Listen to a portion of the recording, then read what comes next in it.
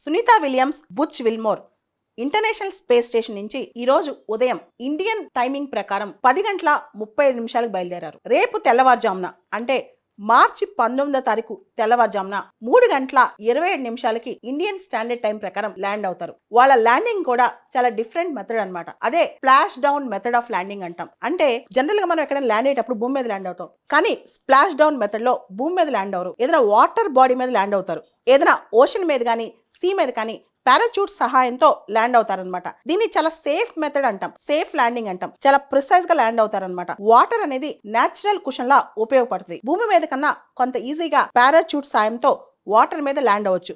ఇది చాలా conventional old method of landing అనమాట. ఈజీలీ యాక్సెసిబుల్ ల్యాండింగ్ అని కూడా అంటారు. దీనివల్ల క్రూ రిట్రీవల్, ఎవరైతే ఆస్ట్రోనాట్స్ కిందకు వస్తారో వాళ్ళని తిరిగి తెచ్చుకోవడం కూడా చాలా ఈజీ అవుతుంది అనమాట. ఇది చాలా క్విక్ మెథడ్ అని కూడా చెప్పొచ్చు.